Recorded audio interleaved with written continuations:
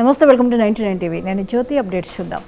BRS అధినేత కేసీఆర్ తెలంగాణ భవన్కు వెళ్లే ముందు నందీనగర్లోని తన నివాసంలో మాజీ మంత్రులు కేటీఆర్, హరీష్ రావులతో భేటీ అయ్యారు. మధ్యాహ్నం 2 గంటలకు తెలంగాణ భవన్లో బీఆర్ఎస్ ఎల్పీ సమావేశంలో మాట్లాడాల్సిన అంశాలపై కేసీఆర్, కేటీఆర్, హరీష్ రావుతో చర్చిస్తున్నట్లు తెలుస్తోంది.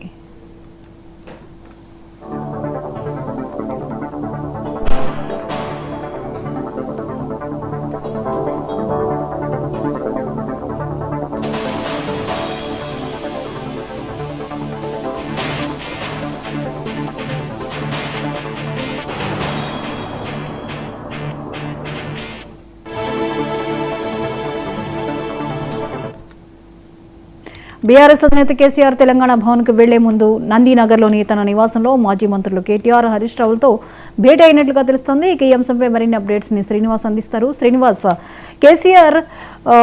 కేటీఆర్ తను, హరీష్ రావుతను తన నివాసంలోనే భేటీ అయినట్లుగా తెలుస్తోంది. చర్చలు కొనసాగినట్లుగాను ఇన్ఫర్మేషన్ వస్తోంది. వివరాలేంటి?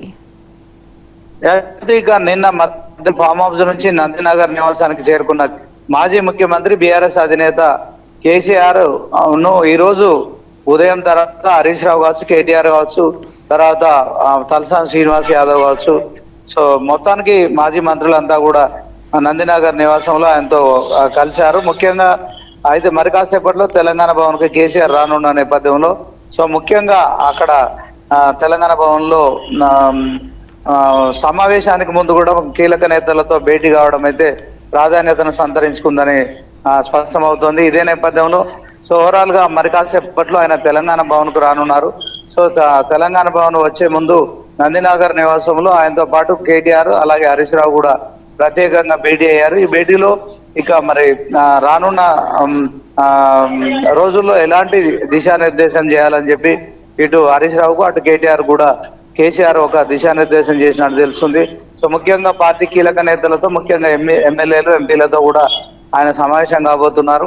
ఈ నేపథ్యంలోనే వాళ్ళందరినీ కూడా మరి రానున్న రోజుల్లో అసెంబ్లీ సమావేశాలు కావచ్చు, అదే క్రమంలో కాంగ్రెస్ ప్రభుత్వం అనుసరిస్తున్న విధానంపై కావచ్చు, సో ప్రజాక్షేత్రంలోకి వెళ్ళి మొత్తానికి ఈ యొక్క 6 గ్యారంటీల అమలు చేయడంలో విఫలం కావడం కావచ్చు, అదే క్రమంలో కాంగ్రెస్ ఇచ్చిన హామీలన్నీ కూడా నెరవేర్చకపోవడంపై కూడా మరి ప్రజల్లోకి వెళ్ళి ఖచ్చితంగా కాంగ్రెస్ ను నిలదీయాలనే అంశంలో మరి దిశానిర్దేశం చేసే పరిస్థితి ఉంది. ఇదే క్రమంలో ముఖ్యంగా మరి ప్రతి అంశంలో కూడా ఇటు కేటీఆర్, అటు హరీష్ రావు ఇద్దరు కూడా మరి ఖచ్చితంగా కేసీఆర్ కు సంబంధించిన అంశంలో ఆయన ఇన్నాళ్ళు కూడా ఫామ్ హౌస్ లో ఉన్న నేపథ్యంలో సో ప్రభుత్వాన్ని ప్రశ్నిస్తున్నారు. అదే క్రమంలో అసెంబ్లీలో కూడా వాళ్ళిద్దరు కూడా కీలకంగా వ్యవహరిస్తున్నారు.